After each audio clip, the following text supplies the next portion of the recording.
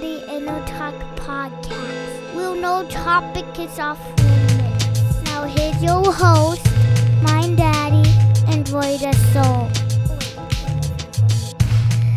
Thank you for coming to the Inner Talk podcast. Boom, shalak, boom. In 3, 2, 1. Boom, shalak, boom, everybody. My name is Ryan Westa.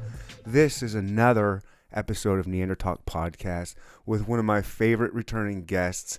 The first time I had him on the podcast, we bonded over some fun Louisiana shit. Stephan Taylor. Baby boy, look at us. Is this the third time? It's at least the third. It's nice. Yeah. It kind of feels like home. It feels like coming back. It feels like... Come back every week. We'll start our own show. I love it. There's always substances involved. I always get good drinks. I always get very good booze. I try to be a good host. One of the best. One of the best people I know who has a podcast is their living room. One of the best, single-handedly. It's a long list, I'm sure.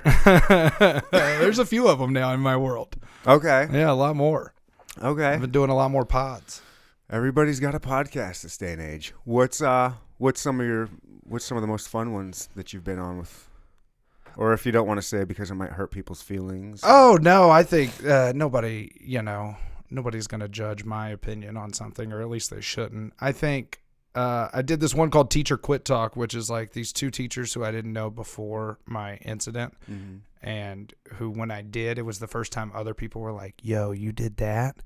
And then I checked and I was like, oh, this thing's like big. Like it's a big podcast. Oh.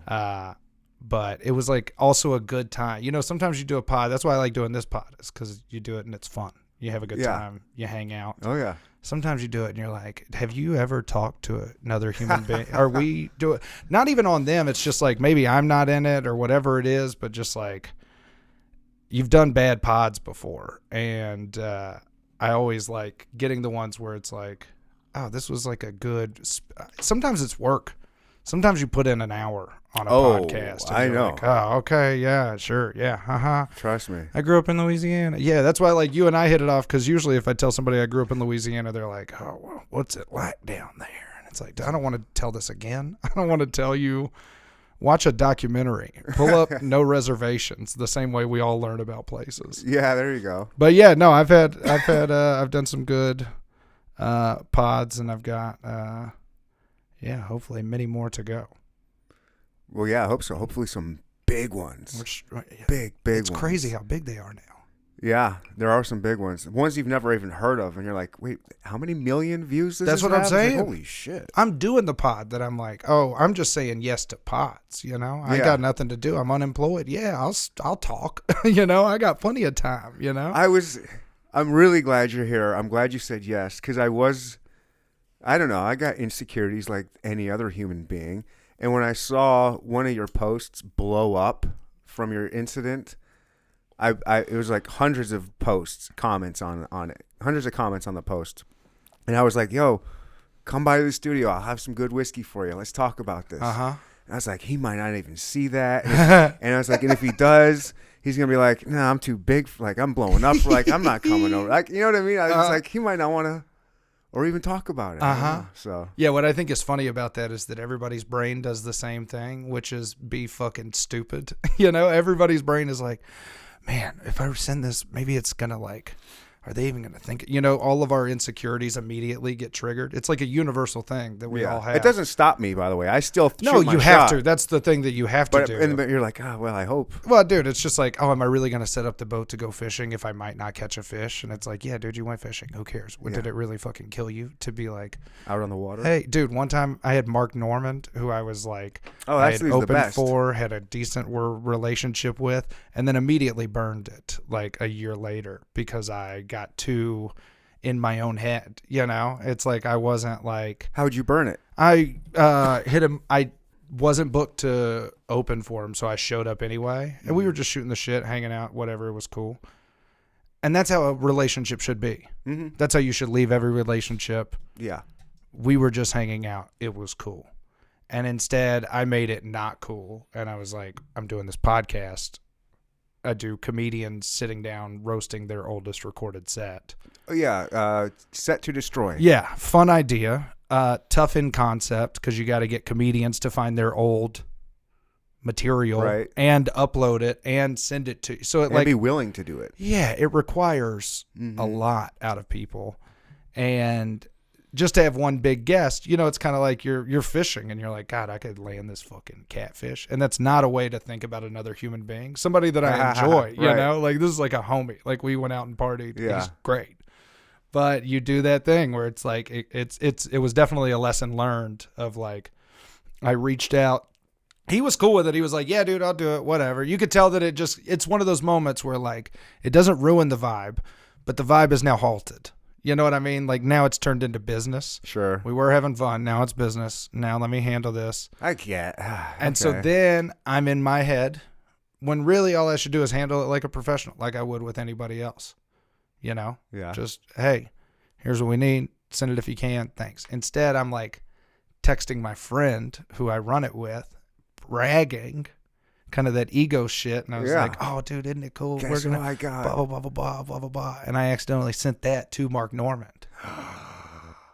And it was, yeah, my God, dude. Holy shit. and in the retelling, I've made it sound better than it was. It was like pretty braggadocious and pretty like, oh my God. dude, just one of the worst experience. And then I tried to be like, I was like, hey. What do you do? What do you do? Like just run away and never look at him again? I mean, kinda. I just, you know, I was like, hey, obviously not meant for you. If you still want to do the pod, just let me know. And he was like, and then nothing. And I just left it. Maybe I'll move to New York and I'll see him and it'll be a good joke. But like, that conversation, that contact is done. That's not where I was expecting that to go. Yeah, you thought I was going to like fuck his girlfriend, get him, or just watch him have him blackmailed. No, I just didn't think it was going there. That is, I couldn't imagine. That's how uncomfortable. But I think with maybe a guy, because I'm a Mark Normand fan. I listen to him on different podcasts, and he talks about how he's blown it with Seinfeld. Yes. So that's the other thing where it's like it's a universal experience, right? I want to be in my head. I have plenty of moments like that where I'm like, God, dude, you really ate it out there. You really, you know, hanging out with people that you think are cool and kind of not getting it done, you know, feeling very uncomfortable. DC Youngfly roasted me harder than anybody's ever roasted me. And that's like his job, right? Like that's just what he does. But like around everybody, we were around the back of the green room and I had kind of been hanging out, but I had already like stepped in it with him. I had fanboyed out too hard. I was just like, yo, really like your stuff. I gave him too niche of a reference. And I could see him be like, oh, God, I'm going to have to deal with this. And so then I was just quiet the rest of the time. You know, then I'm just going to hang back. And at the end of the weekend, McCole Hardman is out there. I'm name dropping people now, but I feel like it adds to the story of how embarrassing it was. Oh, a football player? Yeah. Okay. Everybody's out there. It's the coolest group I've ever been in. And I'm just kind of like, you know, smoking weed over to, you know, my little own. And then he was just like, damn. White boy ain't got no friends. Damn. And it like killed. It of killed. Of course. Everybody immediately starts laughing. And it was like, dude, yeah, just like. That's bullying. When everybody's laughing at you, it makes you go back to like school. That's what it is. And it needs to happen. Right. Yeah. Like there was a part of me that like, I think that you got to cut somebody down, like, especially in comedy.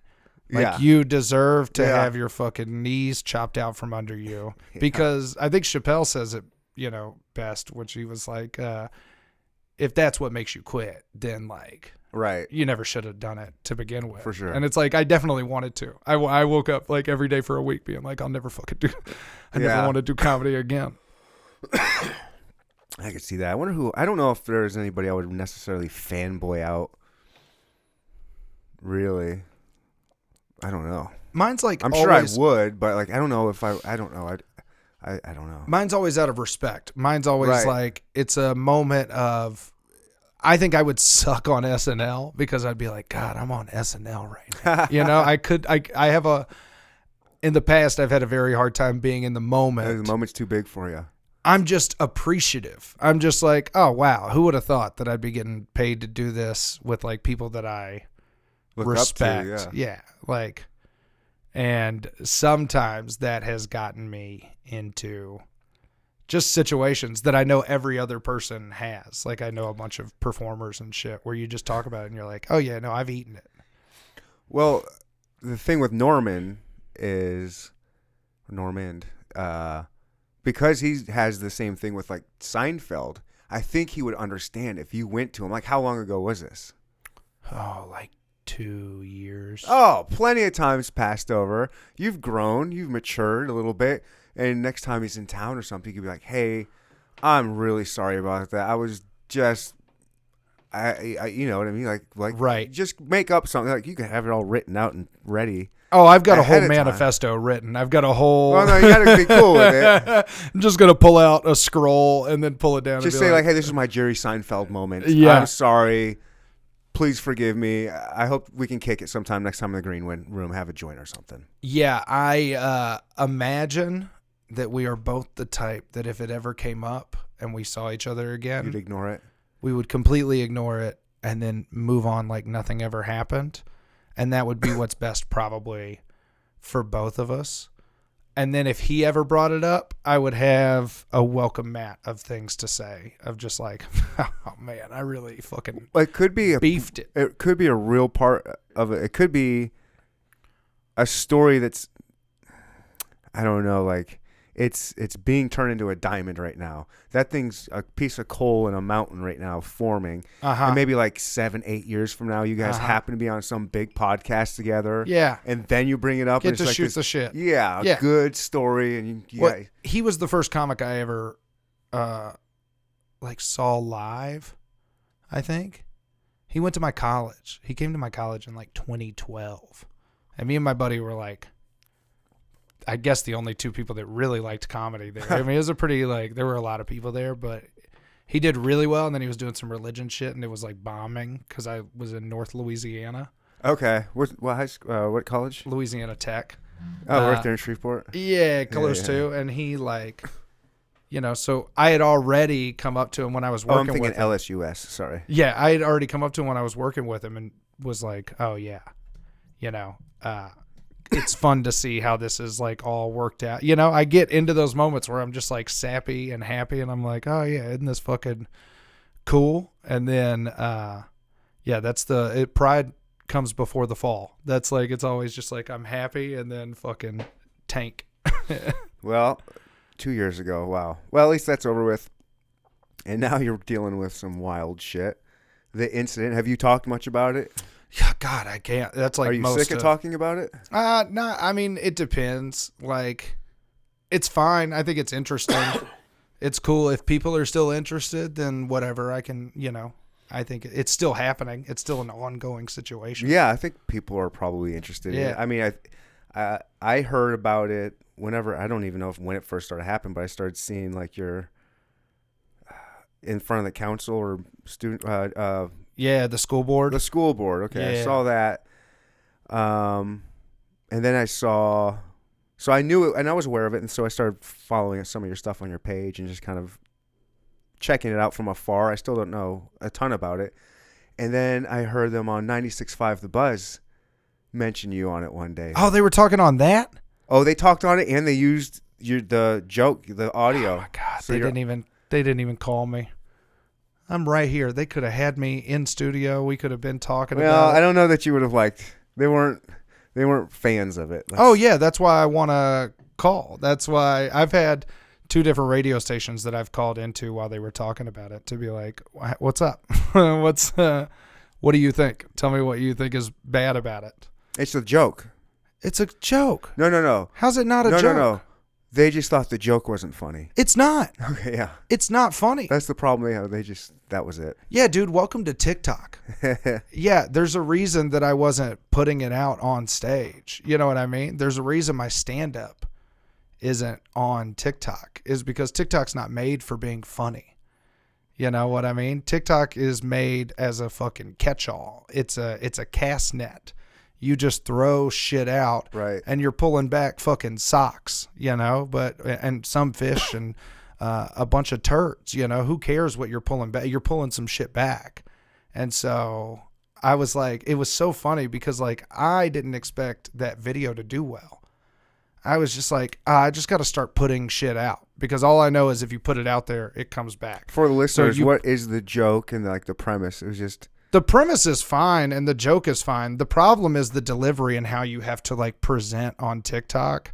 okay. But like the idea is, if a student annoys you, like you don't have to get into a power struggle with that kid. You don't have to like yell at the kid or like write the kid up.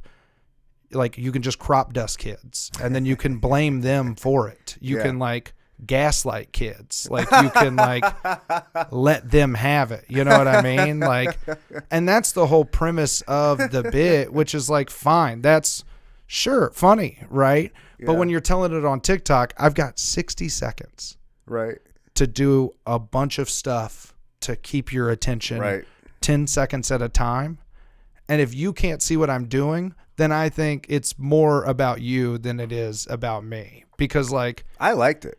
I think it's fine. I liked it. I think it's okay. I got kids, 10 and 7. They're in school. I had no issues with it. Well, what I don't have an issue with is joking about it. What I have an issue with is if you don't think it's funny because of the way that it's presented, some people, like, see TikTok stuff and they're like, oh, it seems cringy. Like, somebody's, like, putting on an act. And it's like, yeah, dude. Yeah. I've got 60 seconds to do. I'm playing to 10-year-olds. Yeah, I'm putting on an act. This is like, it's like when I'm teaching. When I was teaching, I would show up, and even if I had a hangover, I'm trying to do something to fill 70 minutes of your time, right? So, like, yeah, I understand it from that point of view. But if you're like, you shouldn't joke about crop dusting students, then, dude, you're the biggest fucking nerd I've ever met. You stink. You're like... boring. Like if farts aren't relatively, like if you're like, dude, you can't be joking about that. Shut up. Can't be joking about farts. Can't be. I joked about lying to students. Yeah. Because that's how you convince them that they farted. Right. That was the connection in my mind. Okay. I need a setup to. I can't just open a video 15 seconds in and be like, I fart on kids. Fart on kids. It's like I lie to them. Okay, I lie to them about what? Blah blah blah. Oh, and I crop dust them. Yeah. Right. There's nothing like mature about that material at all. It's fart humor. Dude, it's fucking library humor. You could play that video in the Casey library. Yeah. And kids and librarians would laugh at it. And it's like, yeah, that's who I'm going for. So who got mad at it? And you're like, why did you get in trouble for it? Well, one, it blew up. Okay. One, it got like 500,000 views overnight, which is like more than anything I had ever had. How does it even happen? Because I did it right. Like I knew that was at least kind of the formula. Mm-hmm. And I did something that's popular on TikTok, which is teacher material. Okay. I don't want to be the teacher. That's not my algorithm. Me neither. I mean, I've got a little bit, probably more than the average person, but I know people who like that is their algorithm, is just teacher content. Okay. You ever be around teachers? My grandpa and grandma were teachers. No. I'm talking about like new teachers. You ever around like maybe one or two at a time? No, I wouldn't say I'm around them. I go to parent-teacher conference. That's about it. Dude, I've got friends that are teachers. You can't stop talking about it. Okay. It doesn't matter what you teach and what I teach and what she teaches or they teach. We're gonna talk about teaching. Okay. So like on TikTok, it's massive. Like it's a massive chunk of TikTok. That makes sense. And get that audience. Yeah, it was like, dude, I'm going on a teacher tour. I don't talk about teaching for half of it. No wonder that teacher talk podcast thing you were saying so big. You got to get into a niche dude, audience. my friend is on Crush it. My friend is on the Bored Teachers comedy tour. Bored Teachers. You ever heard of it? No. Sells out arenas. Bored Teachers? Theaters minimum. Wow. Small arenas in very small towns. Uh-huh. Big theaters. They sold out the Midland. Okay, who's going to it? Teachers in their... There's not... I guess, yeah. Everybody relates to it. If you said my grandparents were a teacher... Yeah. You saw the Bored Teachers comedy tour, you are more likely to go to that than you are some random schmuck at the comedy club that you don't know either. Okay. You're going to go to the board. It's at a theater. Why wouldn't you go? So, like, when we did our tour, I did my tour of the Unteachables. Mm-hmm. We made money, which is impossible to do when you're touring. And you're doing a lot of teacher comedy? No. Okay. They did some. They probably do more than I did. But the teacher comedy I did was like, you can't fire me. That type of shit. And I would just talk about how bad of a person I was. You know what I mean? Like, I'm not. It's funny to think about a bad person being a teacher. Absolutely. Well, that's everybody. A bad person's everything. A bad person's a postman. A bad person's a teacher. A bad person's a barista. Like, right. Yeah. The bit that I played is that I was a bad teacher as well, which was not true. Right. But that's where the funny is where it's somebody admittedly being bad at both, you know. It's kind of a character.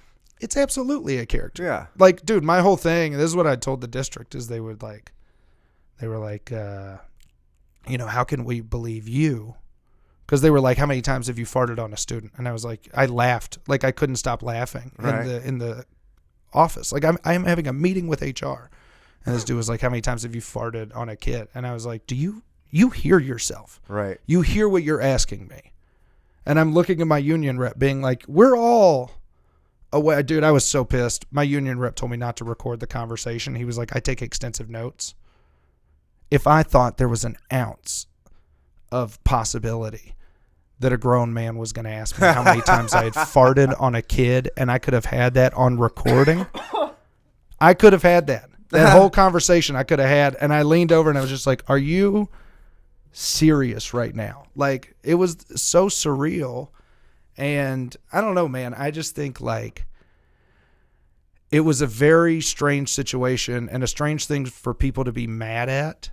But did you say like only 12 or 13, but they were asking for it? You don't know what they want. You know what I mean? Well, dude, one I had to pin down, but you know what? He deserved it. He had it coming to him. The thing that they asked me is they were like, how many times have you lied to a kid? And that's what pissed me off. Oh, sure. That's when I was like, they really took this joke literal. They took this joke so literally. Why, it's also do they why not have a sense of humor. Are they not going to the board teachers conference thing? Yeah, no, they'd never be caught dead because they're HR. They make $100,000. They're not paid to laugh. They're paid to fucking ruin other people's times and protect their fucking paychecks. Okay. You know, because I went rogue. Because I have 500,000 views, I did that back to back. The second video is a little, not many people have seen that one. Okay. That's the drug video. It's a much better video. It's also a little bit more edgy. The premise is, I love when students talk about drugs in code. Like, I don't know what they're saying. Right. I work at an alternative school. How do you think I got the job? Right. And then I just talk about, yeah, let me be blunt with you. Don't end up in the joint. Like all this other, again, it's like kind of divulges into like teacher shit, but it's like easy. Good play on drug words too. Great. Don't be blunt. And I was writing this stuff. All that happened was I finished work, contract hours over. And I'm like, man, the lighting in here is great. Like, seriously, I had so much natural lighting from the wall next to me. And all of these comedians that I had worked with who, like, were big on social media, and they just kept being like, dude, you just got to post. Dude, you just got to post. Dude, you just got to post. Right. And then I'm sitting there after work, and I was like, dude, you just got to post. Like, I just got to, like, I just, like, filmed the first one, filmed it in, like, 10 minutes. Was like, just, oh, how do I do this? Okay, what do I do? And then with the drug one, filmed it in, like, 5 minutes. And my whole plan was, oh, I'll just do this every day. Right. Every day I'll just come in, you know, even if it's not good, even if I don't love it, I did it. It's something that I accomplished. It's like working out. Right. Like, even Throw if it wasn't a bunch good. of shit at the wall and see what sticks. Yeah, dude, sometimes you run and you tweak your ankle in the first 3 minutes. And then you're like, well, this mile's going to suck. Yeah. Or 10 miles if you're you. But like, Yeah. You know what I mean? Like it was just like, yeah, you show up, you do it, you see what works. And then the reason I dug my heels in so much is because they were not getting, like they took it so literally that I was like, do you think they really did, or do you think they had to act like they did? No, I think they did. I think they were getting complaints and people were legitimately asking that question. And I think they're trained to take everything at face value. So when Okay. somebody's like, they're reading gay books to the kids, and you read the book and it's got one scene in it that's vaguely gay and might mention a person talking about a sex toy or something. I don't even know if that really like exists in schools like they say that it does. Right. Never seen it. Yeah. But people lack the ability to come at things with nuance. So even school boards, if you say, oh, the book's, too sexually explicit and it's fucking like of mice and men or some shit, and you're Right. like, well, dude, I don't know what you want me to tell you. Like, we should be able to have nuance, but that's not the day and age that we live in. If somebody says that book's gay, that book very likely is going to get tossed out of here, and for the same thing, like with me, they were like, how many times have you lied to a kid? Right. And it's like, dude, why would you ask me that? Like, I teach my kids how to analyze fake news and propaganda and misinformation, how to like dig deeper on sources, how to like extra click. We call it one extra click, where you just do a little digging into who the source is. And Very important. the most important thing that anybody could learn in any history class is how to do research and how to trust, like, in general, yourself and what you're reading and your ability to like think through it, right?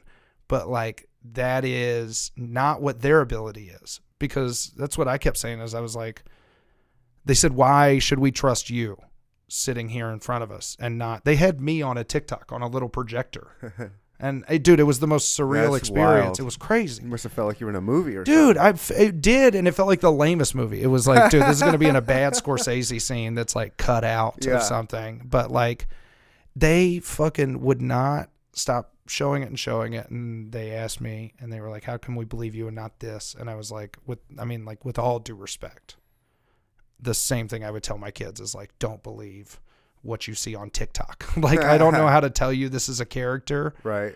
Besides saying like, open the profile and it's me doing stand up.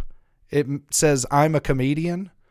And then it's me doing like weird. Yeah. Do they look at any of that? Well, that's the thing. When I tell them, that's what I would teach my students to do.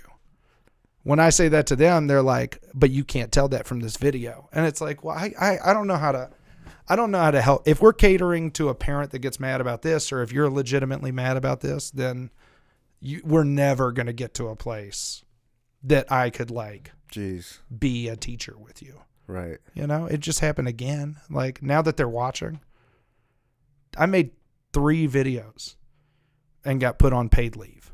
Like, there was no way that I was going to, just roll over and be like, yeah, I'll stop making content.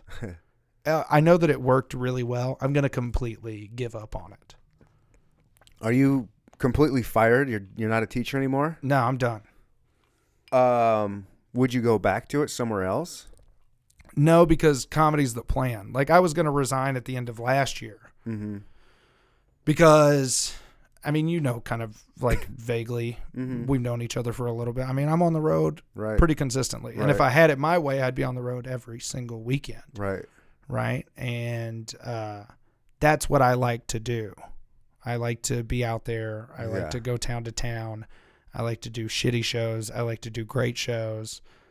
And I like to build a fan base in different areas. That's fun. It's my favorite thing to do. That's cool. And I was doing that while being a full-time teacher. Mm-hmm.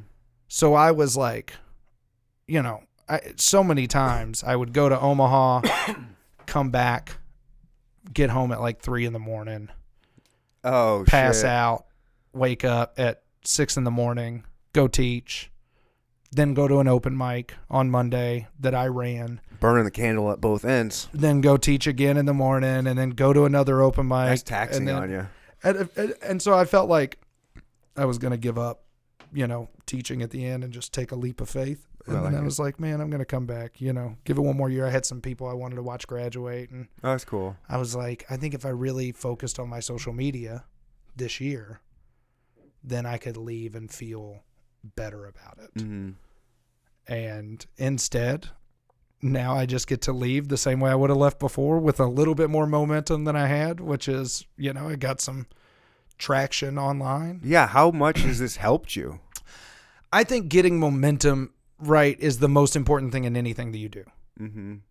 So it's just given me a bump. Like, it's just like I've gotten 20,000 followers on TikTok. Oh, shit, nice. But it's only on TikTok, which is like... Right.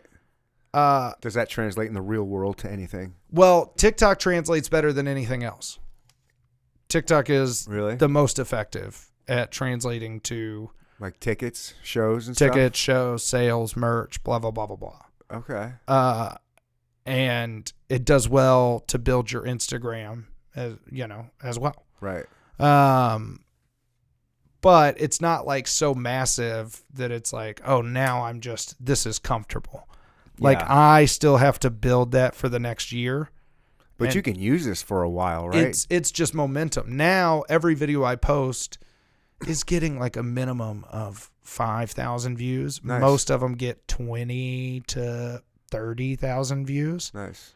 Mm-hmm. And like, if that's happening, I'm at least in some level of like the algorithm now. And I know that, okay, whatever, as long as I start getting consistent and I'm making good content, I know it's going to reach somebody.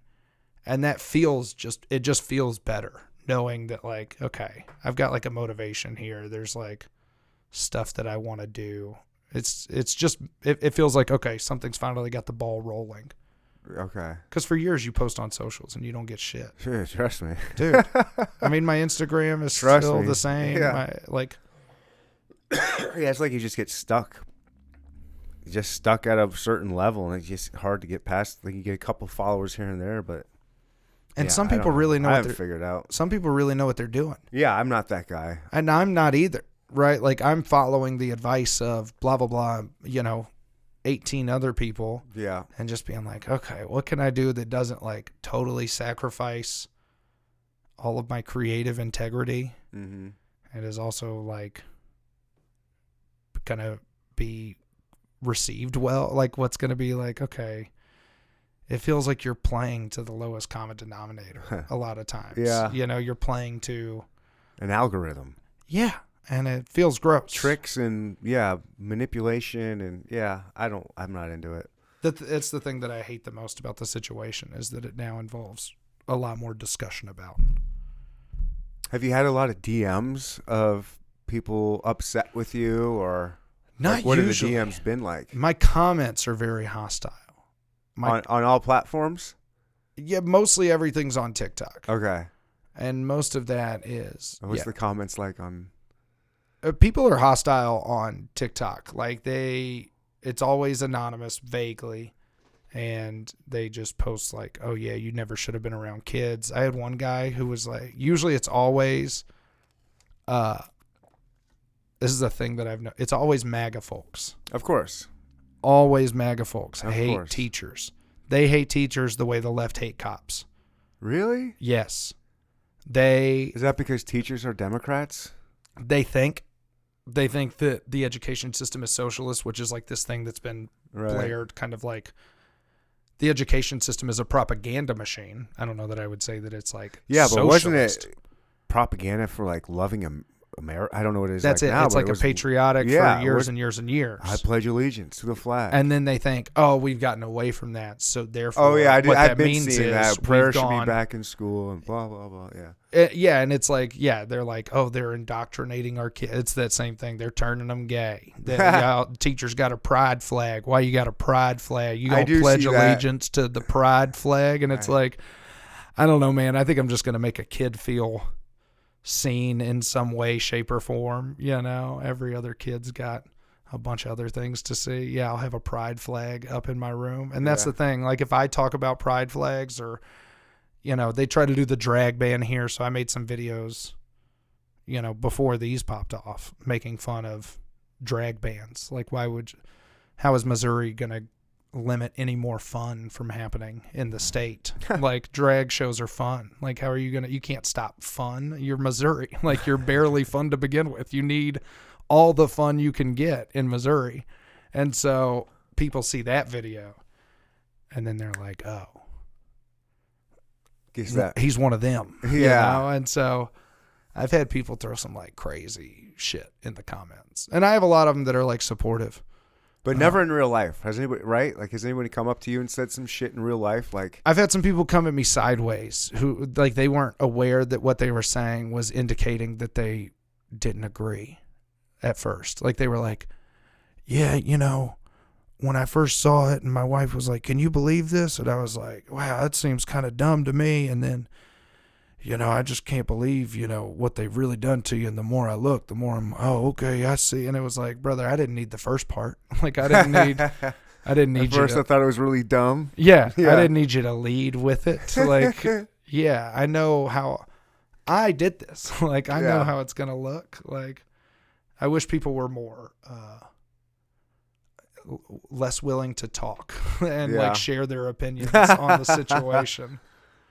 Are you opening with it? Like when you go in, like when someone brings you up, he was formerly Fat Stephan. Now he's formerly teacher, now fired. Like, do you do some shit like Formerly that? employed? No, because nobody knew me before, nor did they. Well, I mean, it's like, hey, have you heard the teacher that got fired for a fart joke? Well, this is him. Yeah, no, sometimes I have added the Breakfast Club into my credits, you know, featured on the New York Post and the Breakfast Club. And you were on the Breakfast Club? They featured you on the Breakfast Club? I was the donkey of the day on the Breakfast Club. No yeah, fucking dude. way. And then Charlemagne said I should register as a sex offender. He was like, I don't know, maybe he's practicing material, but if not, he should register. Like, it felt like they were giving me a bump. Holy like shit. a press bump. Right. They didn't feel like they were like really going in on me. DJ Envy was like defending me. It felt like just a reason for two dudes to talk about farts while Gaza's being destroyed. Like, it felt like a good, like, oh yeah, we can just talk about this instead of that. And damn, you made the Breakfast Club. That's fucking great. Yeah. Wow. Yeah, it's the dumbest. Here I'm thinking it was something cool. You made 96.5 The Buzz. No offense. That's one of my favorite shows, but Church of Laszlo. Shout out to Slimfast. I did the it's the news interview I did with Fox 4. They called me and were like, hey, can we come meet you? Or could you meet us? And I live kind of around their station. I was like, yeah, I'll come up there. And I just thought I was going to do like a real quick boom, boom, boom interview. I didn't even really think about it being on camera, but I was so fucking high. I was like so incredibly high. I was just like, but when the news calls, you're like, yeah, I'll do the news. They're like, we want to get it ready for the 10 o'clock news. And I was like, absolutely. And so I just fucking hauled ass over there and showed up and did the interview just on the street, high as fuck. And that is the interview that like blew up. That's the interview that like, I don't think I've seen it. It was the one that Breakfast Club used. It's the picture they used. Oh, it's fuck. I'm missing all kinds of shit out of this story. But yeah, it was because I had friends in San Francisco who were like, it's on our local news station. Yeah. And it was because they're all interconnected. Sinclair runs You've gone all the viral. Oh, dude, it was like what it was is a it whole like? thing. Is it great or does it suck? I mean, it's fine. It just, again, it's like, oh, I know what this is. I did this. Yeah, but do you ever expect to actually be like fucking viral where the whole country? Oh, I knew I had to. I knew I had to get something or else I was going to be like pretty pissed for the whole situation to go down like it did. But like when it went down, I told them in the HR meeting, I was like, you're treating me like I'm a fucking PR nightmare. You know, when all I had done was had 3 TikTok videos do well. That was it. And I was just like, if you think this is annoying now, like just wait until you fire me. If you really fire me over this, like I want you to know, I'm going to make this suck. Like I'm going to be annoying. And when they did, I was like, I'm not going to I went to, I had 3 different, I was immediately posting about it, like immediately making the videos. Because a lot of added eyes are on you now. Probably all the news stations and everything are looking at everything. As soon as I posted I'm on paid leave, Insider reached out to me the next day. Whoa. And they worked on an article for like a month. Whoa. Yeah. But then like, it was like a couple days later that, a few like of the like press junkets, like the Daily Dot and those kind of fucking, you know, the little swarmy media organizations, they started hitting me up. And yeah, it was like a slow burn, but I kept like what it felt like was like in Survivor, whenever they first land on the island and they first build the fire, and then they're just like, for days, they're like, we got to make sure that we keep this thing going no matter what. Like, do whatever you can. We don't really know how to do it, but we're going to fucking try. Mm-hmm. And that's what it felt like. It just felt like, okay. You had to keep stoking the fire. And finding different ways to, like, because I didn't want to just talk about, I didn't want to be the disgruntled teacher. I don't just want to be the guy that got fired. I don't want to brand myself as the teacher comedian who got fired and is, like, angry and pissed off at the world. Right. But I'll do it for as long as it'll work. You know, I'll do it for as long as, like, it needs it, and then I'm going to try and back off.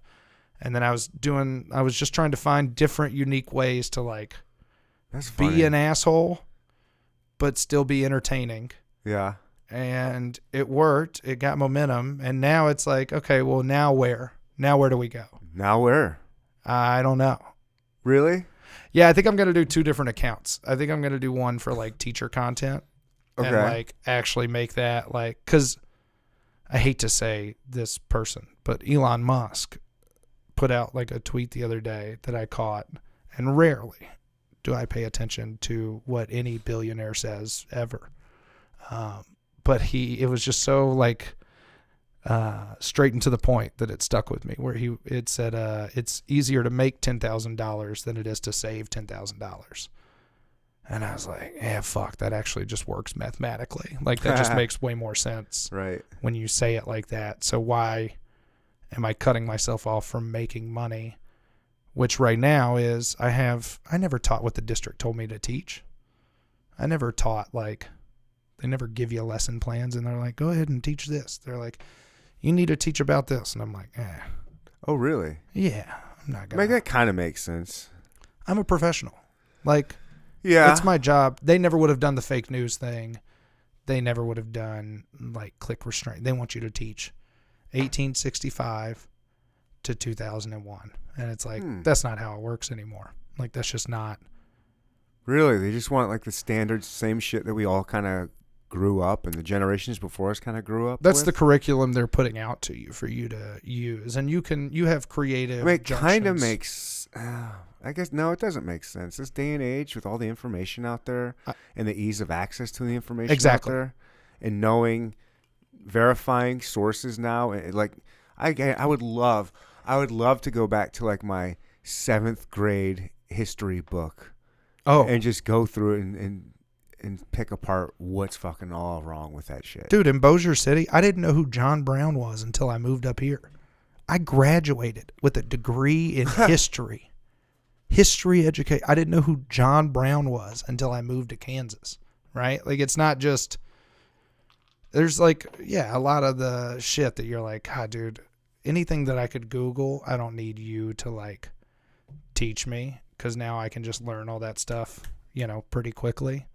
Need to be teaching kids, like, how to think. I would always start at the current day issue and work backwards. So you're a history guy. That's right. I think I remember that. So if kids were like, oh, gun violence is an issue. Well, how did we get there? Like, what's the history of guns in the United States?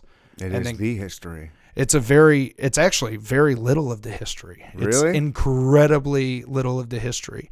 The Second Amendment is not legislated by the Supreme Court until 2009. I'm just saying guns in general, how the impact of the history that it's had. But I'm talking about, like, the Second Amendment, like that whole gun rights issue is not, like, a thing that is contested in any way, shape, or form until the 1960s. Like 1960s, 1970s, you get the Black Panthers who are like, we have a right to defend ourselves. Right.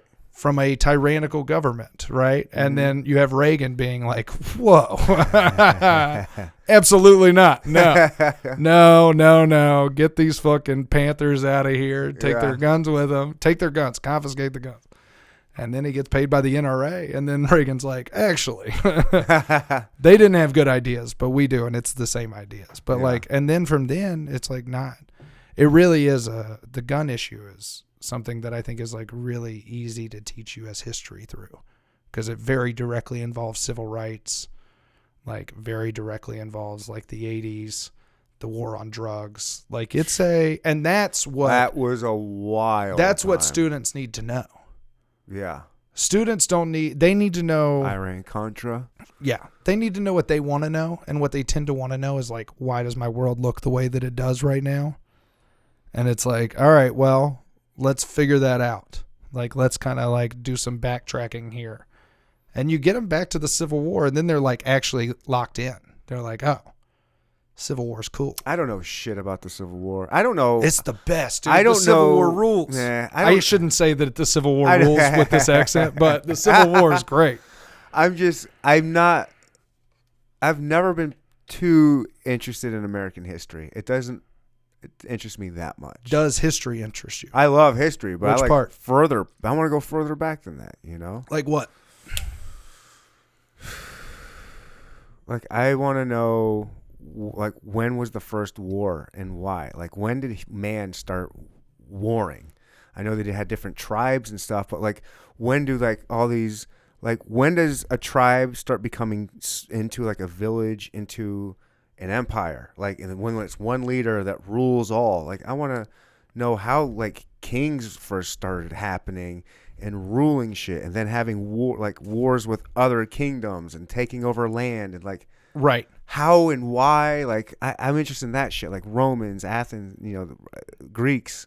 Yeah, see, that's the where Byzantine Empire. I don't know, crazy shit. I don't know, like.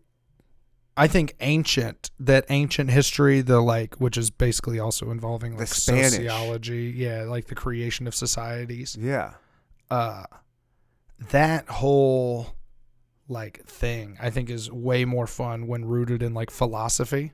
mm-hmm. Like people like philosophize about how man came to be and how we entered into these societies and these thoughts, and that's how you get like every base of political talk now. Yeah, is just from that idea, is like people kind of theorizing about how that comes about. So like the philosophy behind that, like Rousseau and Locke and all these people that like all the founders read, mm-hmm. like that stuff gets interesting.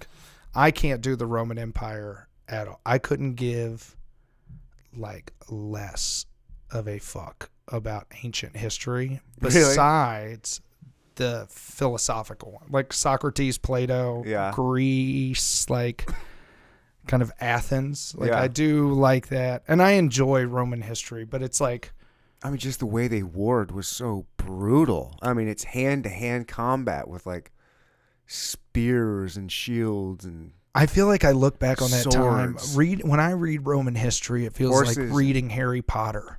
I know, but this is real. This isn't some magical bullshit. I mean, this is Hannibal going across the Alps with fucking a couple like some elephants and shit. Right. You know, like picking up all these different other villages to join them to fight. Like, and the route that they took. It's just, it's this. I just think, like, when I do think about American history, I am somewhat interested in like the people that went west.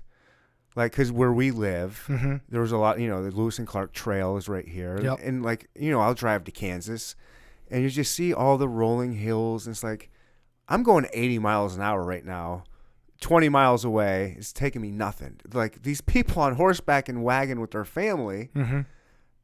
took them probably all day to get there. Yeah, and they walked for 3 months, and then they stumbled upon the Rocky Mountains. Like, you think about that, where they're just like, they're approaching it the whole time, and they're like, what the hell could that be? Yeah. And then you get to it, and it's like nothing you've ever seen before. Like, I love all of that stuff. What I'm obsessed more with is why they were leaving and why they were going there. Gold. And now, And what land. does that mean for everybody else? Like how does that, like, how does San Francisco and the impact of everybody leaving San Francisco Right. affect Kansas City and Denver and like all of these other little mining towns that are now gone? Like, that's the shit that I like.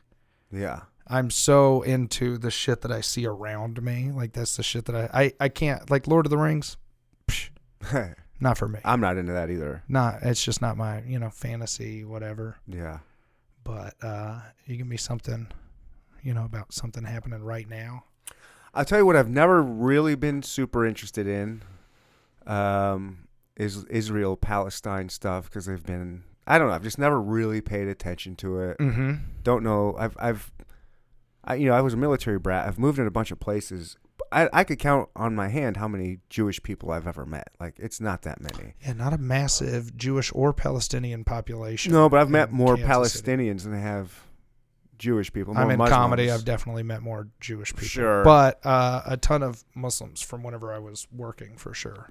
So I don't have that much. It's never interested me that much, and I've just, whatever.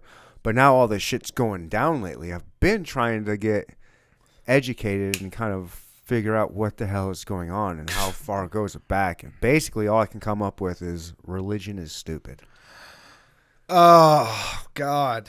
Yeah. I mean, wow. I mean, it all goes back to it all goes way back like thousands of years with like God gave this person and then this king had a brother and he took over this and then he was over here. Then years later, it's just like, so that's thousands of years. Like you guys, like, why are we, and then I start getting upset. Like, why are we getting involved with this? Like how did we get from there to now? Like, we have to give Israel this much money every single year. It makes the world safer. How does it make the world? I don't know. There's just a lot of stuff that I'm trying to figure out, and I just don't fully understand. Well, it's I think it's very tough to it feels like an impossible thing to, like, why did they get land there in like 1941 or whenever 44? Religion and protection. Like it does all come back to religion, but when you talk about like, how do kings get started and towns get started, like that's all based in religion. Like at a certain point, well, that's the text that we have, but that was so long ago. How do we know what really is true, and how did it? I don't know. Well, no, I mean like that. Think about like if we strip back all of society that we know, all of the cameras are gone, the mics are gone. We are just two dudes in a field right now, and then like 15 other dudes and 9 other ladies and 3 children. All zombie times. We just we got no other frame of reference. We all just met right now. Mm-hmm. How do we like start an organization? Okay, well, me and you, we're the brains and the brawn, mm-hmm. right? We overthink things and we're, fit relatively. You can outrun me, but like I could probably bench press you. I think I could like get it. Yeah. I'll kill the deer, you haul it back. Exactly. So now, we at a certain point, give it 30 years, give it 20 years. Look at any cult documentary when you start this tiny little community of people you want power over, because that's what everything ends up being, right? Is like a quest for power. So then it's like, you should pick me for the same reasons that you should pick you. Oh, fuck, that's not going to work. You know what? God, that thing that makes all of your crops grow, he chose me. Because it was just a way to explain seasons for the longest time. It's just like God and like how it works. And so you're like, yeah, he chose me, and now that gave me power. Once, it works 100 times. That's just like that type of thing. That's how you get kings. But how did he figure out to be like, oh, there's this thing, God, it's the sun. Well, it wasn't the sun. He actually. Well, it starts with why do your kids believe in Santa Claus? Well, because you tell them that it exists, right? To those little fuckers. Yeah, and so with God, it's like you're trying to figure out, why is it so cold? Why is it so hot in the summer? Why do the leaves turn in the fall? Oh, why are there so many flowers in the spring? Baby, it's God. Like, it's just like a mom being like, shut the fuck up. There's God. Now, who's God? Oh, now I got to create this lore for who God is. Like, everything is, I think, born out of curiosity. It's just a kid being like, so then what happened? And you're like, I don't know. I just fucking, he had a kid. Oh, what did the kid do? The kid died. And what does that mean? That means that you're saved. Like, it's just like... Well, that's a long way past the first king going, oh, hey, God told me this is my... Exactly. Part. But they had to get big enough to where he had to come up with that. I mean, like, how big was the group of people when he then said, okay, I'm the anointed. I'm Abraham. Oh, dude, stories are powerful. Like, I told people that I got fired for posting videos about crop dusting students. Right. That's not true. I mean, okay. That's not real. Right. That's not the real reason. The real reason, the more technical reason, is because in those videos, it shows like thank you notes written from students. And they argue that because you can see student names, that could violate the Records Act. No. You got fired because of those jokes. That was their reasoning they tried to give to you. That's not a real reason. But also the drug video. And there's another video that got struck down by TikTok that like TikTok took down. Oh, shit. Which was me being like, it was a superintendent being like, if I was you, sent me a comment. As a former superintendent, I would have you in my office by Monday. And I made a video response to that was basically the clean version of suck my fucking dick. Nice. You know, like it was a clean 40-second version, but it was like, I'm as professional as you pay me to be. Like, you know, you weren't getting paid shit either. No, $45,000. That's the crazy thing. And I was getting paid $35 in Missouri. That's what you last time you told me you were making 35. I was like, Yeah. how does a human being survive on 35 grand? Yeah, it was. That's so hard to do. It was not good, but yeah, man, it was.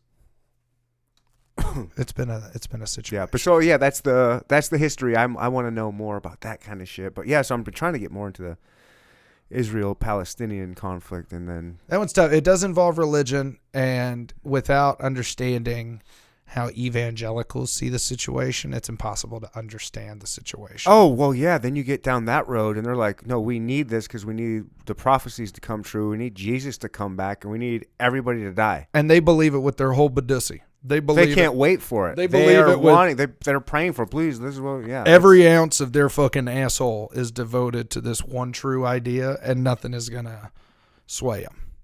Yeah. Like I worked with the current Speaker of the House, Mike Johnson. Oh, that dude. I worked with him. He went to my church. Really? I know his chief of staff. I've got their phone numbers. Like, That I know dude those dudes. seems- They are the most evangelical. Nobody wants to see Israel be protected and maintained and supported more than that dude. Really? Oh, yeah. That's like number one. That dude wants Jesus to come back. I bet because he hates his wife. I bet he just that goes back further than that. no, I'm saying like I bet it's just like, God, I just want like sweet release. Like I want to be back with. Do you know what he's got this thing? So you know in like churches and stuff they have like their accountability partners. Yeah, for doing things. Well, he's got this little porn. Triple X Porn Church. I don't. What's that? Is that the name of the app? Yeah. Okay. Yeah. There's some app where you have an accountability partner, and if you're looking at porn, it shows some kind of screenshot to your accountability partner and says, "Hey, your buddy, he's watching porn. You need to have a talk with him. We know this isn't right." Yeah, I had it. Do you know? Oh my God. Do you know who his accountability partner is? Steve Scalise. His 17-year-old son. Ooh.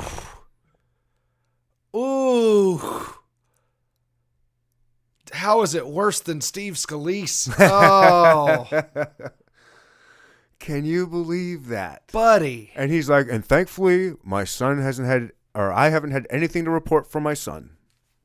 So yeah, what the fuck? How's he getting around it? He's using your daughter's phone. Yeah, he knows how to use a VPN. He knows. Yeah. These kids are smarter than. But yeah, how are you going to have your son be your accountability partner, dude? Also, how are you Fucking gonna, weird. dude? You can't. This idea, like, that you need an accountability partner to protect you from sin, right? That it's gonna hurt your relationship with God. I was down that road. Like I, when I was married, she's a religious gal. Uh-huh. And, I gave it a run. Like, I was volunteering at church. I was going to small groups, Bible studies. Yeah, I volunteered. You did the damn thing. I did the damn thing. You tried to find the Holy Ghost. I walked the walk type thing, talk the talk. But it never seemed real to, like, it was never like, it was like, oh, these are people I can hang out with and talk to.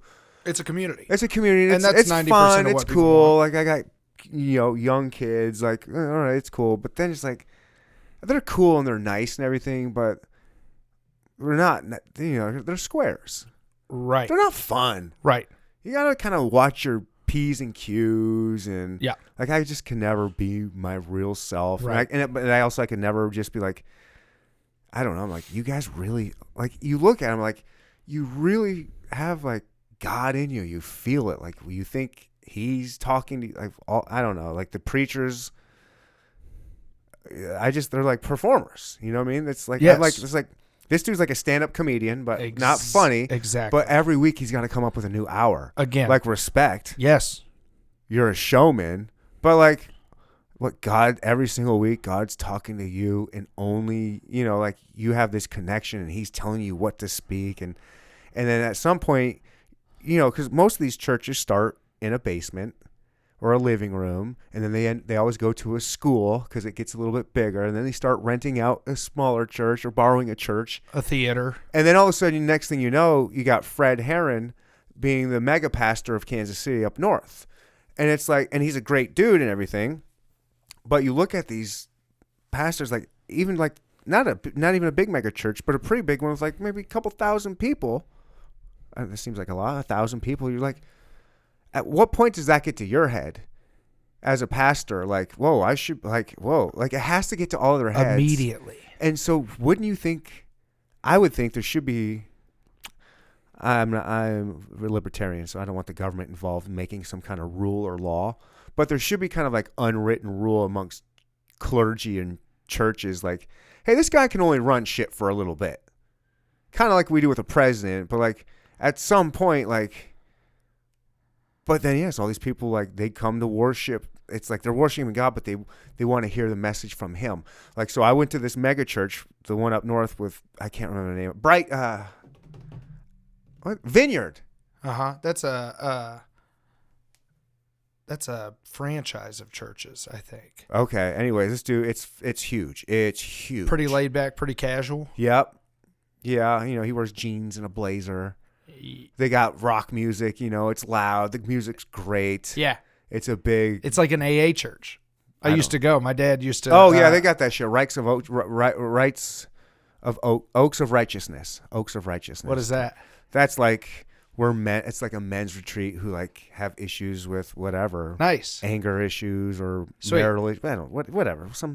Something. But he's got the big Vineyard Church, the main headquarters, but then I would go to a satellite church where it was also run by a pastor at a movie theater. Yep. And we'd fill that movie theater and it was cool. But every now and then Fred, the main pastor, would come to our church and speak. Instead of watching him on the big screen, he'd come up and, it's the real life Fred Herron in front of us. And we would never fill up the movie theater on a regular week. Fred comes over, everybody shows up. Right. All the people from the other church, not all of them, but a lot of them, like the ones that have to be seen. It's like, I want Fred to see me. I want him to see that I showed up. And it's just like the ego it must give these pastors. And at like some point, how do they deal with that? And you're supposed to trust that they're doing I don't know. This is why, I don't think humans by nature sacrifice power. Right. And I think that power consumes all. And the quest for power is very intoxicating. I'm not interested in that. That's not a drug I seek. You know what? I don't think I am either. I do very well avoiding powerful positions. Yeah, I don't want that shit. But what I do know is that I don't know, and I'd be willing to bet if you got it, if I you might ever like it a got little too into much. the position, I'd be like, oh wow, now I'm kind of a cunt. Now I'm kind of a fucking asshole. It didn't. I could never see myself doing that. But if I have this philosophy, which is the riot philosophy, right? The loose stone philosophy, which is your grandmother will throw a stone through a car window for something.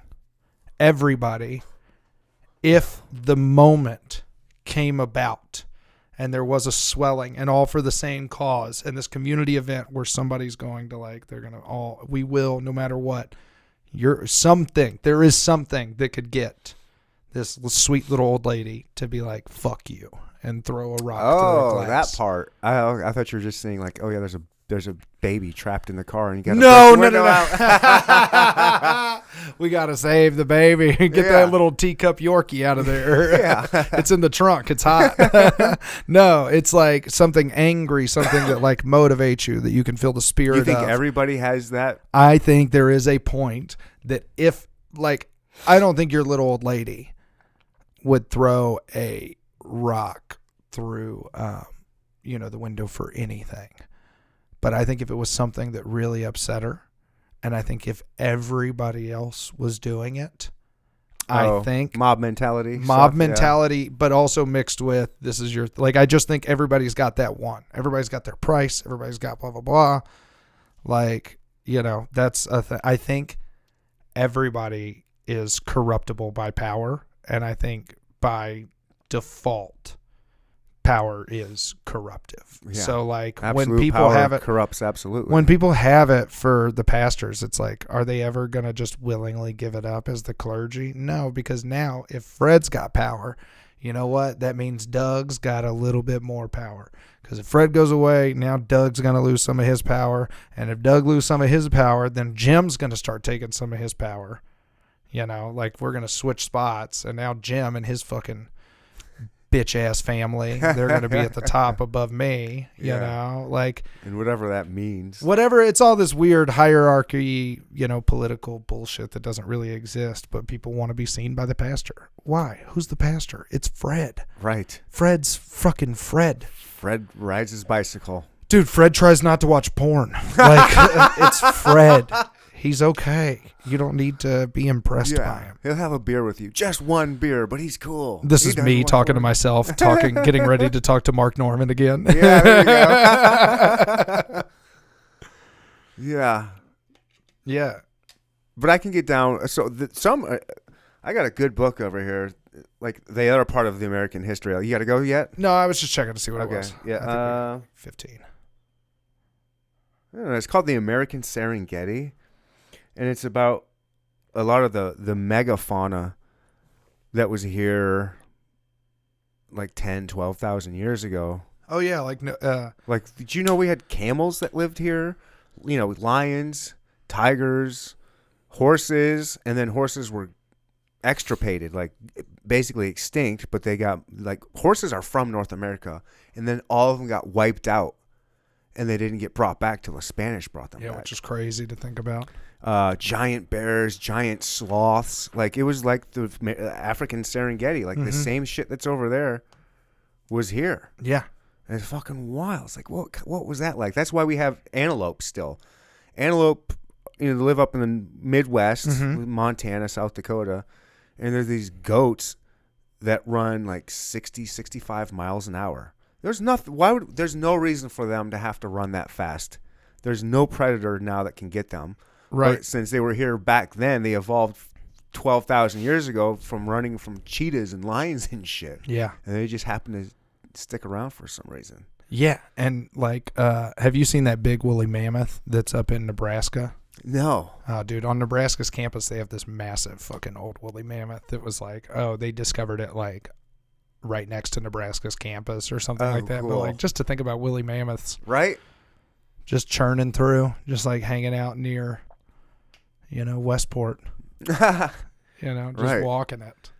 Oh, yeah. So yeah, I'm into that kind of shit. Yeah, I think that stuff's cool. I wish I could get into the Civil War. Like, I don't know. I mean, maybe some of it would interest me. It depends on like what your angle is, right? It like I don't like top down history, which is like historically what I was taught, which is president does blank. Yeah. Congress does blank, war generals do blank, blah, blah, blah, blah, blah, so on and so forth. Like the thing that I got upset, like John Brown will single-handedly fucking rile me up. Like I'm rock hard thinking about John Brown because it's the most, to me, it's like the most interesting story in American history. I don't know shit about John Brown. Bro, this is like when you didn't know David Allan Coe. Play John Brown's music. You don't remember that? You didn't know David. I remember the David Allan Coe. I remember that conversation. Dude, John Brown was an abolitionist. At the time, you have people who are pro-slavery.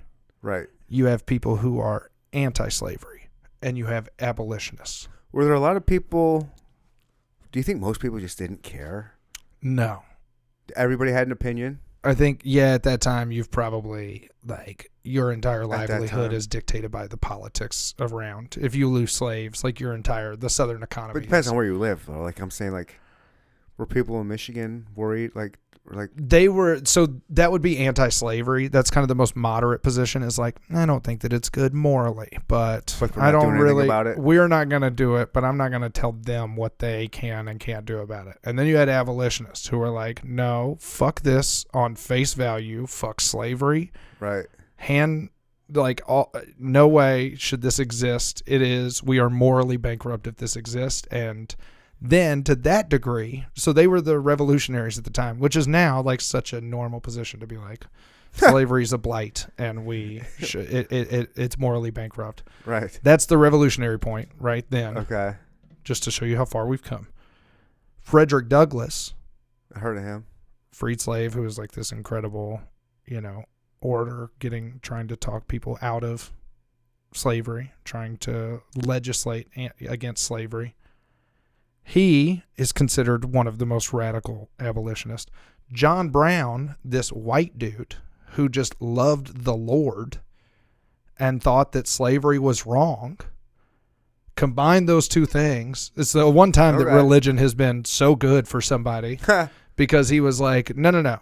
We are at a war for God to end slavery because any man enchained is a man unsaved or whatever, and like, we can't let this continue, and we should kill all slave owners. And even Frederick Douglass was like, hey, whoa. hey.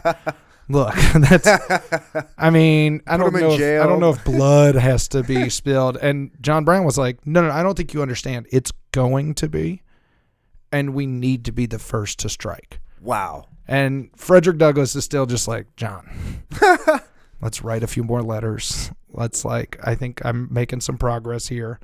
This is like 1858 or something, so you still got like 3 more years before the Civil War. But Kansas is becoming a state, and it might be a slave state.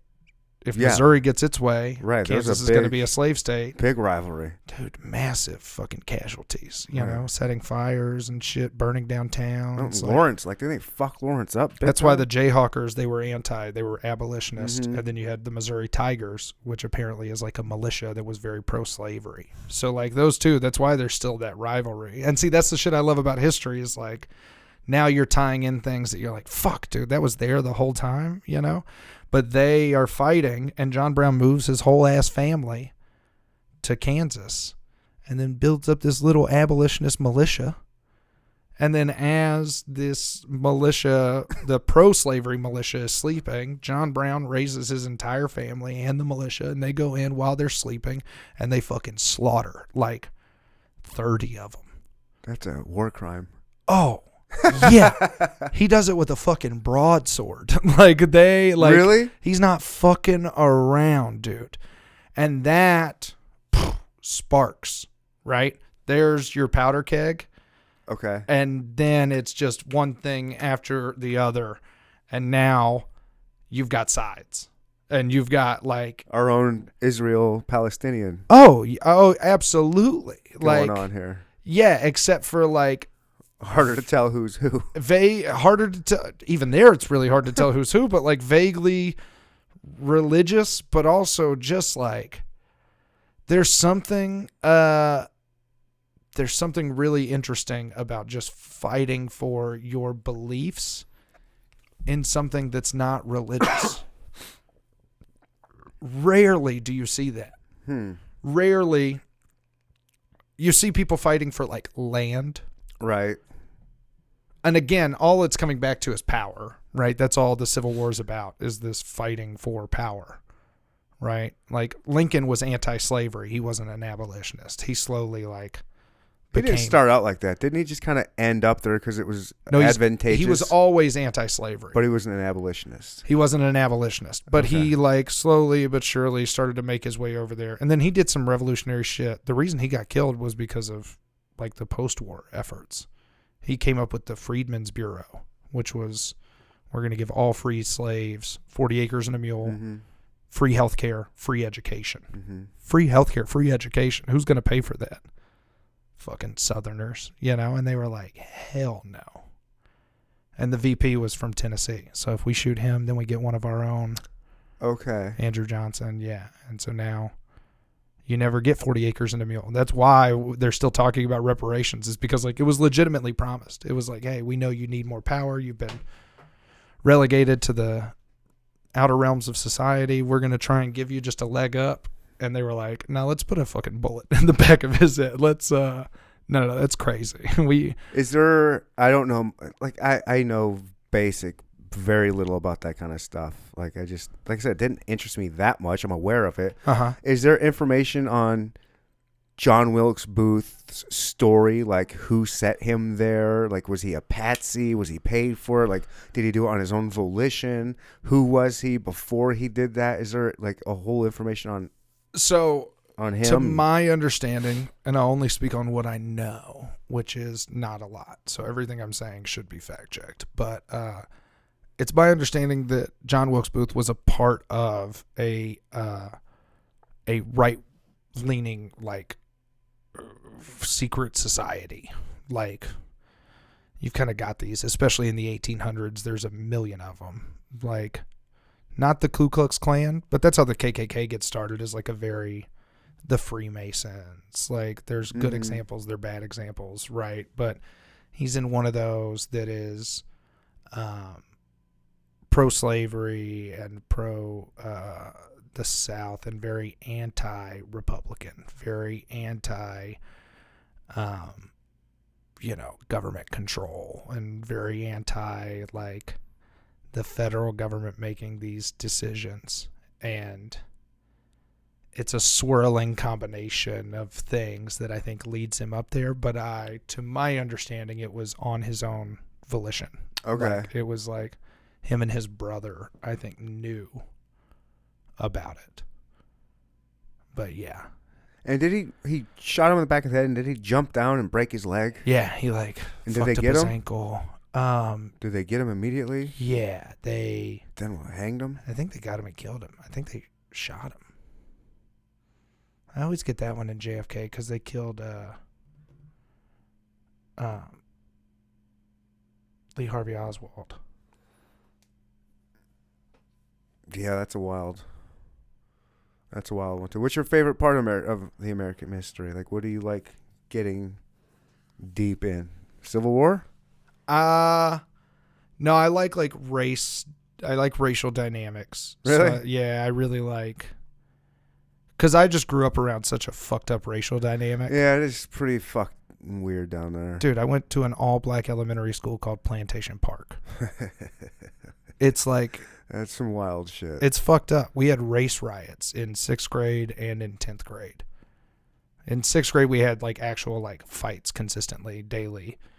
And in 10th grade, we had like the entire football team broke off into, there was about to be a fight, and it just like divided. And It's still like that down there too, huh? I mean, not as much, but I mean, I wouldn't even say not as much. Probably. It's probably just the same that it was, which is a very unspoken thing until it's seen. And then once you see it, it's hard to unsee it unless you're just blind to it. But I was like, I had mixed nephews. I had like, it was weird to me. I was born and raised in Michigan. My mom gets remarried to a guy in the Air Force. We moved to South Dakota. So I spent a lot of formative years around the whitest of white people. Mm-hmm. And then we went to Shreveport. Mm-hmm. And it was like very diverse, but it was great. I liked it because I liked that change. I liked the diversity. But then I never understood why there were all these Confederate flags everywhere. I was like, what the fuck? Like, who's doing this? Why? Like, I remember taking them off a couple cars before, like walking by, like, I'm taking this fucking thing off. This is what are you guys doing? Mm-hmm. Pride, not hate. It's like, I don't even know what the fucking that means. I don't even know what that means. Dude, I had a rebel flag retainer. Yeah? Yeah, I had a Confederate flag retainer. Had like the thing. Did you pick it out? Yeah. You were a redneck guy? It was in a book. Yeah? I chose it. Why? Because that was the cool thing at the time. Okay. It was just cool. You didn't even know why. You're just like, it's cool. No, I mean, we knew what it was. Yeah. We knew that it was the southern states, but nobody related it to, it's right.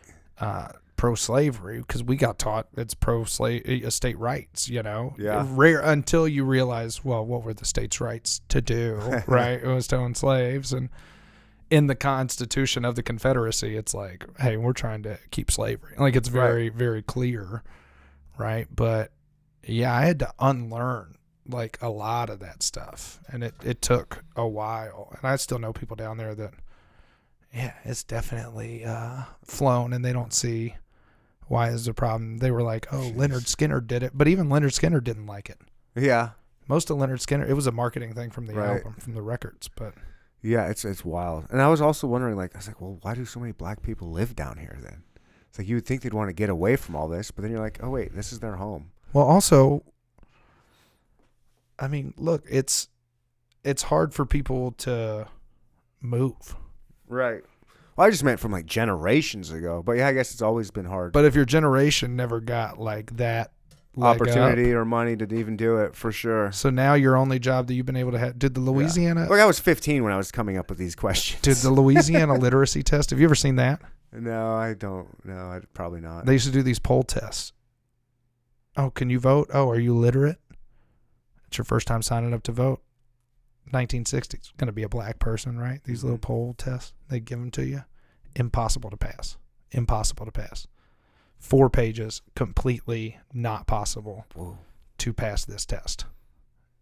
And Trump would love something like that. Oh, dude, you'd sit and you would do it and you do it and you do it and you go, can I vote? And they'd be like, no, absolutely not. That was in the 1960s, dude. So, like, you talk about disenfranchisement. Like, my mom was born in 59. Like, that's a 30-year-old who's like, their mom probably wasn't afforded any type of job opportunity above being a fucking janitor, maybe a secretary if you got that's the luckiest. Like it's a thing that kind of helped me understand, like, oh, okay, because I was going through a lot when that Trayvon Martin shit happened, and when Skittles and iced tea. Yeah. Zimmerman. Yeah, George Zimmerman. George Zimmerman, that's right. That was like 2014, but then Ferguson, they started rioting. Yeah. And I was wrestling with a lot of, like, very tough, like, thoughts. Like, how should I feel about this and what should I... And it just felt like, oh, the more that I read, the more I was like, fuck, I'm getting angry too. Like, I kind of want to tip some shit over too. And it's like, yeah, I think... That's why I got super obsessed with history, and especially like racial history, which is like through and through American history. I think that's why it like set in so much. That makes sense. From 2014 to 2016, that was like the only history I consumed. Like, it's got to be more of a Southern person thing that kind of leans that way more, I would think. Yeah, it definitely airs that way. Because you guys experience more of it. Us in the North, like, I was probably considered a Yankee. Like, it's... You definitely, yeah. we never really...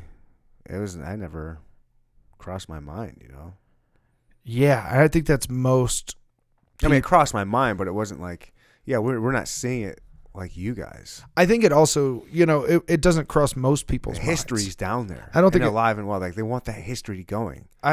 Yes, but I don't think that it matters to most people unless you're interested in history. And that's the thing that I enjoy doing, is getting people like into like a story or just something where you're like, oh, that sounds like fucking wild. You seen Killers of the Flower Moon? Not yet. I was going to, but it was like a 9:00 showing. It's a 3-hour movie. Yeah. I would have fallen asleep. Yeah, especially in those. They got those recliners. Oh my God, dude, those things fuck me up, dude. I got too much ADHD to be in a recliner when I watch a movie. I need to be in an uncomfortable seat with my feet up, bothering the person behind me. Yeah, I sleep. Yeah, in the recliners, I sleep. Mm-hmm. Even in movies that I'm like, I'm having a good time. I'm enjoying this movie. Me too. You put that ass warmer on. Oh my God, you kick back, your legs are up. You've had some popcorn, maybe a couple of drinks. Yeah, I don't know why they should have like. They need uncomfortable options. I need like just like 3. They have room between that and the recliner. They just need one awkward, uncomfortable chair in the middle of that that I could just sit in, the cock block chair where I just sit in and, leave room for Jesus. Yeah, you should just bring a folding chair and sit in the aisle. That's it. Honestly, I might next time. I bring my water bottles in. They don't care now. Oh, okay. Yeah, you can bring whatever you want in. They're not going to stop you. Yeah. Because most of them are full service and stuff. But yeah, I think I could get away with this and a folding chair. I think I could pull that off. You think they'd say anything to me? I mean, they're usually kids, so. Yeah, what are You're they a kid. say? I'm an adult. Yeah. Fuck you. What are you, 17? You can't Yeah. even get into this movie. Yeah, fuck All you, I have kid. to do is run in here. You're not old enough to get That's in. right. You got to call your mom. Mom, he's being mean to me. It's Come a get rated this R guy. movie. Could you come help me So throw him it's- out? Yeah. All right, so what's next? You got some shows coming up. How can people see you and find you? I got a bunch of shows. As soon as I got fired, I got an agent, and I just started booking. Yeah. I just started booking a ton of gigs. So I'm calling it the Teacher Shortage Tour. Really, I'm just bouncing around to a bunch of different cities. The next big ones, I'm in, I don't know when this comes out, but I'm in Cleveland this week. I'm in Iowa, Knoxville, Jacksonville, the Damn. Dakotas, Omaha, Denver. Are you driving or flying to these places? Both. Really? Yeah, and then in Denver, I'm gonna live in Denver for like a month. So if you're in Denver, I'll be there from like the after Christmas until like the second weekend in January, just bouncing around Colorado. Shout out to Brant Tobler. Hey, Brant's a good boy, big Yeah. man. He's very funny. Hilarious. His book's wonderful. Yeah, one of the first features I worked with who really like put a lot of game on me. Nice. Yeah. He's got a hell of a story. Have you read his book? Yeah. Well, I never read his book, but when I worked with him, he was working out all of his material for This Is Not Happening. Oh, nice. Which is like kind of from that book. And so we talked at length about a lot of the stuff. But wild. Yeah, crazy, insane life. And I'm pretty bummed that mine is like a crop dusting teacher. I gotta do like some crazier shit. But yeah, he's like, it's cool. It's cool when you meet like good dudes. Yeah, like I didn't know Brant before that weekend, and now I know Brant, and like Brant's like a homie, like somebody that I know I could just reach out to and be like, hey, do you know blah blah blah? Could you put in a word for like? And he would just give you the advice. Like, nice. Yeah, it's cool. How big are these shows that you'll be doing? They vary. So 10 to 1,000. Yeah. I think that's honestly probably it. You know, you doing some Tuesday shows. Who knows what's gonna happen? Right. But it's all of my stuff is at formerly Fat Stephen. So that's like the website, Instagram. How long have you been TikTok. doing this now? Comedy, Yeah. like 8 years if you count the pandemic. Okay. 6 to 8 years, depending on how you measure time over that. So you're still, I mean, you're not new, but you're still kind of fresh. Still you're like green. a young green. There you go. That's the word. Comics say 7 years. Comics say 7 years before you're funny, and I'm at that weird time where it's like we're figuring out where that is. But I know that the shows have been amazing. Like the shows that I've been doing are like, Are you proud of your stuff? oh my god, like nothing makes me more proud than being on stage. Like I think I crush in any room. I've done most every room. You know. Where are you? demographic. Are you performing in Kansas City consistently? Oh yeah. I mean, I run. Where and when? I run Barrel of the Bottoms, which that's is right. at West Bottoms Yeah, Club. I So forgot about I'm that. not there as much, but we're still doing a bunch of shows. We do shows every Saturday, so it's 2 shows a Saturday now. We're like turning it into a club. So Oh, cool. come out to that, please. But then I do those Sunday shows at Knuckleheads when the Chiefs don't play. So whenever the Chiefs have Thursday or Monday or bye weeks or whatever, Nice. we do it then. And then that comes back to, you know, in the spring and summer months, it's like every single week. Yeah. So I do that a lot. I bounce around town. There's a bunch of stuff. It's all Instagram and everything. I try and put up my shows when I can. All my stories. Watch my stories. Okay. I don't post anything to the grid. Okay. I don't Stories. know why. Yeah, stories I think that's where I communicate mostly. Okay. Is that not you? I check them out sometimes. I don't know. I've not been on social media a ton Smart. lately. Good man. I'm just Way to live life. trying to. I'm still get wrapped up in it a little bit, but I'm not posting as much or getting involved watching a bunch. I'm just like, whatever. I've been trying to be creator, not consumer. Yeah. I've been trying to get in just to make what I need to make. Yeah. and then get out without being too Post it unscathed. and leave it alone. Yeah, instead I find a troll commenting on my things anonymously, and then I spend 20 minutes doing a deep dive into who this person is. Yeah, do you go back and forth with these trolls? Oh, I don't go back and forth. They say something. Usually I have like 3 or 4 that like comment on everything. Oh, really? And they're always negative. And if I give it the time of day, I'm pretty good on the internet. I'm pretty good at like finding internet hard. sleuthing. Yeah, I love that shit. And 20 minutes, and I found their Facebook, their family's Facebook, their LinkedIn, blah, blah, blah, blah, blah. And so there have been a lot of times where I let them go, I give them enough rope, and then finally I'm like, hey, why don't you go talk to your grandchild? Like, I bet Marcy misses her grandfather, Brian. Leave me alone. And then there's no going back and forth. It's like once somebody tells you to go talk to your family, it's hard to be like, well, no, I'm going to. It's like, dude, you're still talking to me? Go read something to your kid. People are so weird. Yeah, and it's just so weird to be negative on social media to a person who you don't know, who doesn't like care about you at all. Like, I only do that because I have the free time. Yeah. I only do that because I get sucked in. I'll go back and forth a little bit. Oh, no. I never. It's the same thing with students, right? Like, power battles can't happen. As soon as I'm like here with a student, yeah, which is how I view most normal people, right? Is like, as soon as I like get here, like, I've lost. Yeah. Because now I'm out of control. Like, now we're like, I'm letting you dictate how I feel. I can't tell you how many kids I would have that, like, if I said something, I'd be like, I'm a smart ass, so I'd say something smart, and they'd be like, shut the fuck up. And you'd be like, oh, is that what we're doing today? And they're like, yeah, it's what we're fucking doing today. And it's like, oh, really? Okay, cool. I had no idea. I thought we were just hanging out, being cool, doing class. But if that's what we're doing today, that's what we're doing today.